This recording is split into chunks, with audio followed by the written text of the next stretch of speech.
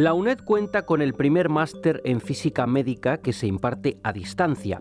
Recordemos que esta rama de la física aplicada está relacionada con los conceptos y métodos físicos de diagnóstico y tratamiento de las enfermedades.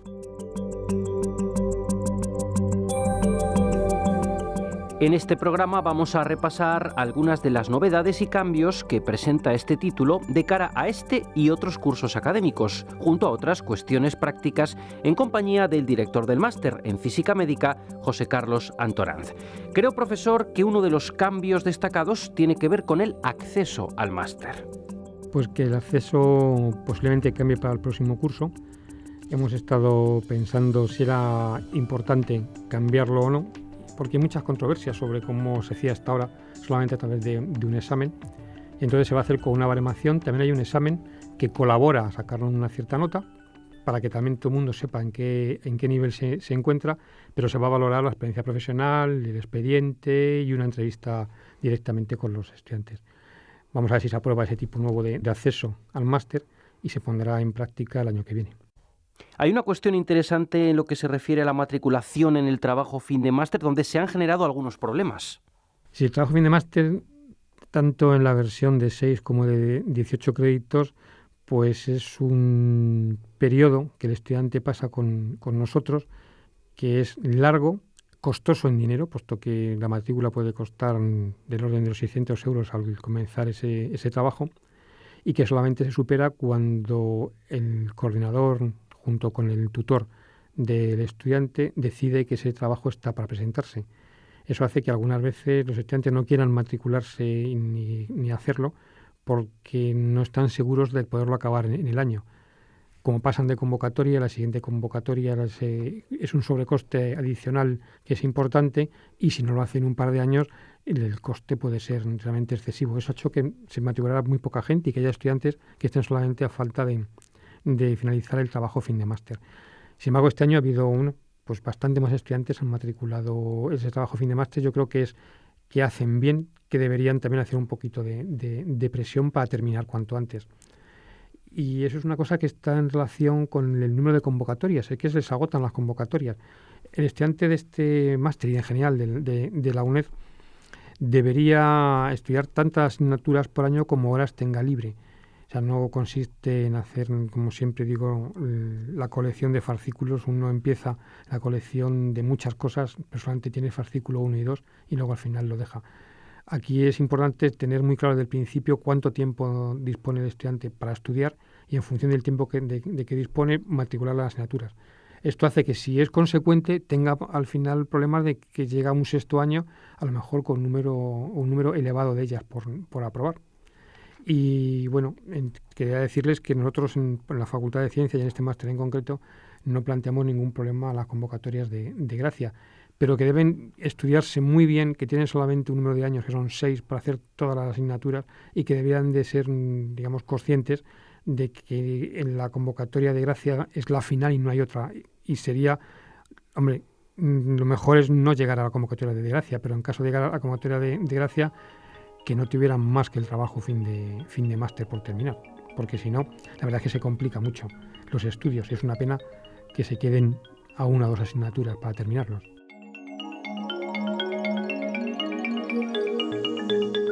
El plazo para completar las asignaturas del máster es de 6 años. Profesor Antoranz, por la experiencia de estos años de funcionamiento, ¿qué esquema, qué planificación deben seguir los estudiantes para no tener problemas a la hora de cumplir con esos plazos?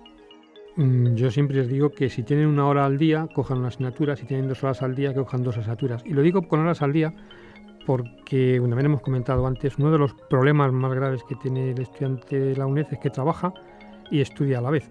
Entonces los ritmos de trabajo y de estudio no siempre son, digamos, uniformes, y tengo 8 horas de trabajo y 2 de estudio. Hay semanas que el profesional puede tener mucho más trabajo y menos tiempo para estudiar. Sin embargo, los planes de Bolonia, que tal como se contemplan en la actualidad y como hay que hacerlos, es un trabajo diario. Y eso al estudiante a distancia le puede plantear serios problemas para superar las asignaturas.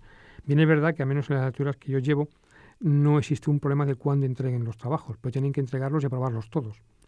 Entonces, no hace falta que sea, digamos, un trabajo uniforme todos los días 1 hora, pero en media sí deberían de sacar 1 hora por asignatura para poderlos aprobar. Hay otras asignaturas que no tienen exámenes, no como las nuestras, pero no tienen exámenes y les exigen un trabajo semanal. Entonces, es fundamental que contemplen perfectamente de qué tiempo disponen, porque así ni perderán dinero ni perderán el tiempo. Una cuestión también interesante es que dentro de algunas semanas, en diciembre, el máster va a ser objeto de un proceso de verificación. ¿En qué va a consistir? Sí, de verificación y de acreditación. El de verificación es un proceso que ya se realizó hace años y se verificó. Ahora se ha vuelto a realizar, estamos esperando la respuesta del Ministerio, y es verdad que a mediados primeros del mes de diciembre vamos a hacer lo que se llama la acreditación del máster. Esto simplemente nos da un marchamo, digamos, de calidad y que de las cosas que se han hecho, que están bien hechas, para los próximos años. Esperemos que no tengamos ningún problema. Ya se ha enviado toda la documentación y el tribunal que viene a juzgar el máster, pues bueno, también es conocido ya y vendrá, ya digo, para mediados más o menos del mes de diciembre. Y pasando esta acreditación, pues tendremos continuidad en los próximos años. Otro punto interesante son las prácticas. Sí, las prácticas, hay dos tipos de prácticas. Vamos a hablar de las prácticas. Las prácticas que tenemos en primero, que son prácticas virtuales, se hacen en las asignaturas que son, digamos, en las partes bio. Hay también prácticas en medicina nuclear, en interacción, relación, materia, pero esas prácticas son optativas. Hay estudiantes que vienen una vez al año, vienen como 4 o 5 días, pasan una semana en los laboratorios de la facultad, y entonces realizan las prácticas. Luego están las prácticas del máster propias, que son una serie de actividades que se realizan una vez al año, más o menos la última semana de junio, primera semana de julio, y se hacen tanto en la Universidad Carlos III actualmente y en los quirófanos del Hospital General Gregorio Marañón. A estas prácticas solamente tienen acceso a aquellos estudiantes que han superado al menos 90 créditos. La razón es que lo que van a ver tienen que haberlo conocido y sabido antes para poder hacer la práctica. No tiene mucho sentido ir a hacer cualquier cosa si antes no te has estudiado la teoría y la has aprobado.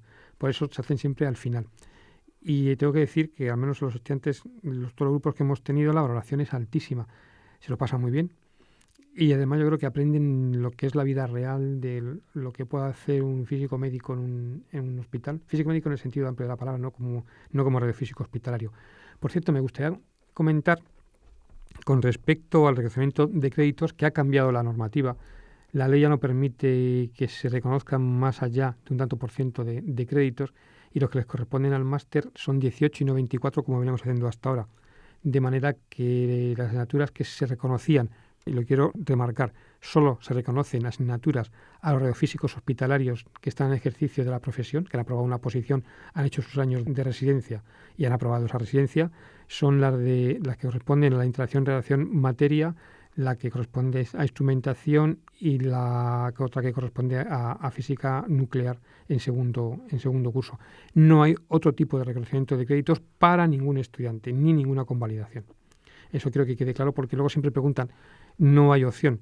Cada estudiante viene con un cierto recorrido previo, tiene una cierta línea que seguir dentro del máster y porque sepa física no se le va a aprobar ninguna asignatura de física porque las que tiene que aprobar no las ha dado nunca en su carrera. Entonces solamente se reconocen créditos a los radiofísicos hospitalarios, son 3 asignaturas, 18 créditos en total y nada más que a ellos.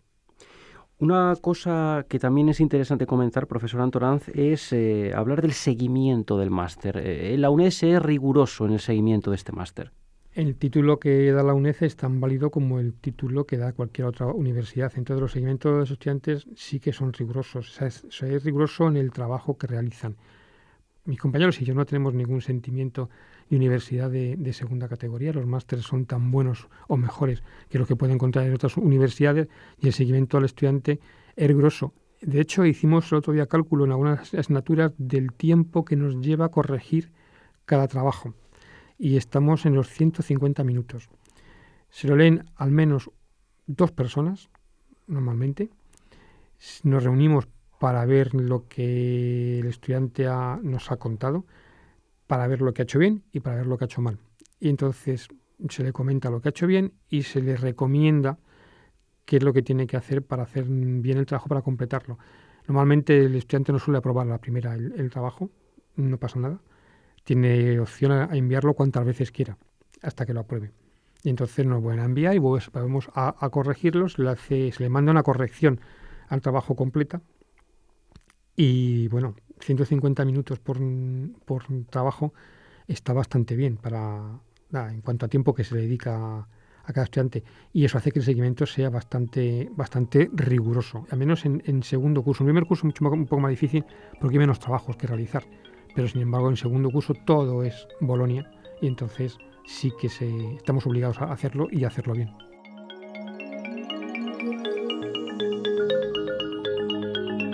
Hace pocos días se celebraba en Cracovia, Polonia, un congreso de la Asociación Europea de Universidades de Educación a Distancia, la EADU. Se trata de una organización que representa a las universidades abiertas y a distancia europeas junto al Consorcio Nacional de Instituciones de Educación Superior en el campo de la educación a distancia y el e-learning. El profesor Antoranz, junto a otros profesores de la UNED, participaba en este encuentro en el que se habló de cuestiones que podemos aplicar al tema que estamos tratando hoy, en concreto a la autoría de los trabajos, de malas prácticas como el plagio o copiar, aunque, como decía, se habló de muchas otras cosas, profesor.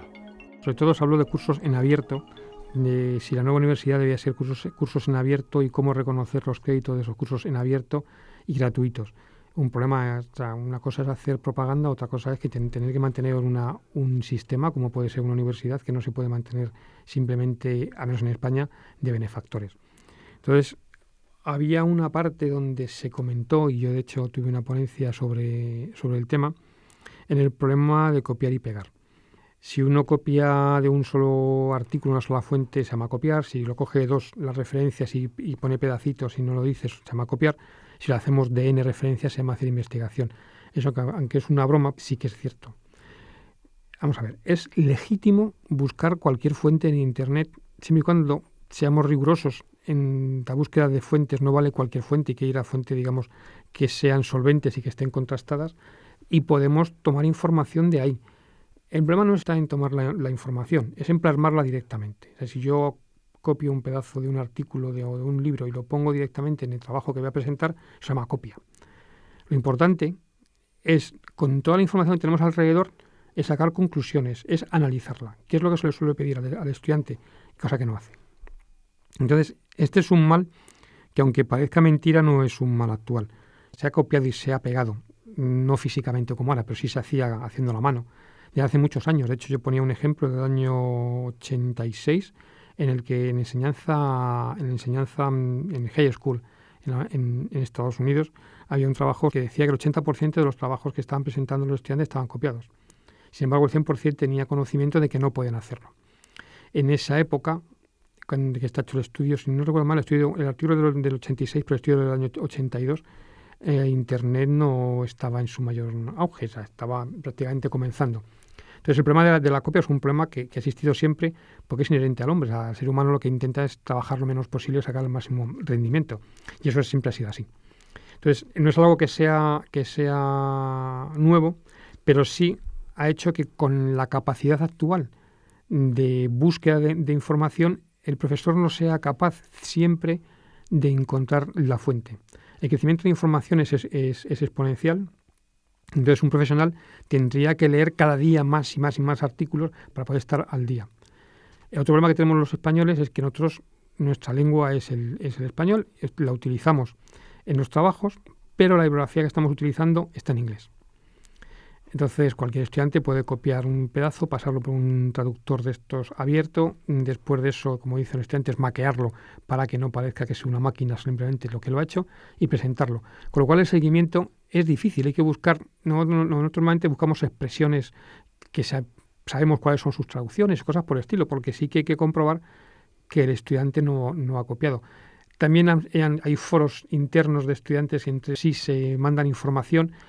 Hay repositorio donde tienen también problemas de años anteriores, con lo cual o cambias cada año los problemas y te pones a hacer preguntas en el límite de la ciencia, en ese sentido, la ciencia hasta el nivel que pueden llegar los estudiantes, o tienes el problema de que pueden copiar permanentemente y lo hacen en su casa tranquilamente, no hace falta, o sea, nadie les molesta. No hay otra forma que, ya digo, que cambiar año a año los problemas, ponerlos de forma que sean relacionales, que no sean de muestre usted o no sé, hacer una cierta enumeración. Tienen que ser todos de relaciones entre conceptos. Y eso hace, bueno, el alumno la verdad es que aprende mucho más, pero también le cuesta mucho más trabajo, porque no sería, digamos, el típico ejercicio que se hace al uso, que le pones para que calcule con una fórmula. O sea, no puedes dejar que eso ocurra.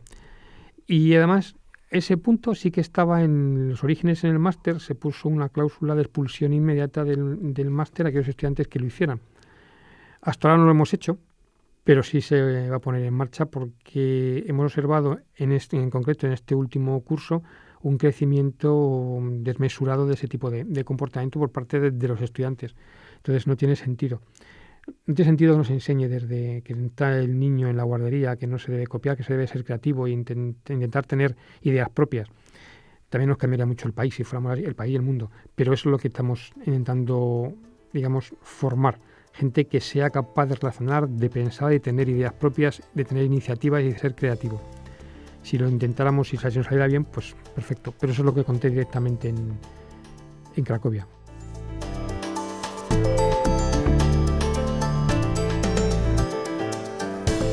¿Y existe alguna herramienta para poder detectar ese fraude en los trabajos, para poder cazar en esa mala práctica? Hay herramientas. Nosotros en la universidad actualmente tenemos unas que son gratuitas, pero hay herramientas que te permiten hacerlo en principio en inglés, que yo sepa. La universidad aún no las tiene y sí que he solicitado al rector, que también estuvo en ese congreso hablando de los cursos en abierto, que algo teníamos que hacer. Pero la idea no es ir a cazar al estudiante, no. Cuando te lees el trabajo, no vas a cazarle a ver si le pillo y le pongo el suspendo o lo echo. No es eso el motivo nuestro. Nosotros lo miramos, digamos, siempre hay un grado de buena fe, ¿no? Indubio pro reo, o sea, en caso de duda, beneficio del estudiante. No, lo miramos para decirle lo que no ha entendido. Eso es lo que es más importante. Muchas veces el estudiante no sabe, o sí sabe lo que no entiende e intenta camuflarlo, pero no tiene mucho sentido si lo que quieres es aprender. Entonces nosotros sí que detectamos esos errores de concepto o esas ideas que no están tan claras y se le dice. Lo que pasa es que llega un instante en que te das cuenta de que hay un texto, una vez cuando copian del castellano, tú ves que el texto está escrito en un estilo y aparecen frases que no están entrecomilladas con un estilo absolutamente diferente. Entonces buscas esa frase en internet y la encuentras. Y miras a ver si hay referencia. Se les ha enseñado a referenciar, hicimos unas notas para que supieran cómo se ponen las referencias siempre al lado de la frase que están citando. De manera, tú puedes citar lo que tú quieras. O sea, tú puedes copiar y ponerlo de donde lo has sacado. Al final tiene que haber un trabajo tuyo personal de análisis, pero podemos poner en un trabajo lo que se quiera siempre y cuando se cite la fuente. Es quitarle crédito a la persona que lo ha hecho. Entonces, eso no puede ser. Si ellos lo hacen bien, lo que consiste en que pongan lo que pongan, al final sean capaces de tener sus propias ideas y de generar o inventar resolver los trabajos. Son trabajos siempre muy, muy abiertos. De manera que si dos trabajos fueran iguales, sería muy raro, porque hay muchísimas posibilidades, con muchísimas, digamos, es un cuerpo con muchísimas aristas.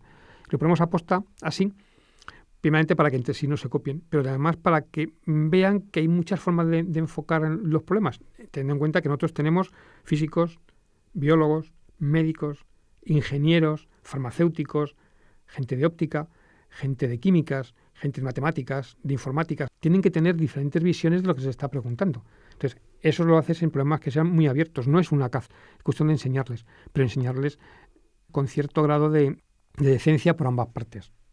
Porque, por supuesto, a pesar de que exista este problema, también existen esos alumnos honrados, por así decirlo, que hacen los trabajos de manera adecuada y llegan a sus propias conclusiones. Hay alumnos magníficos. Además, yo puedo decirle que en este máster hay alumnos que son muy, muy brillantes y que nos enseñan muchísimas cosas.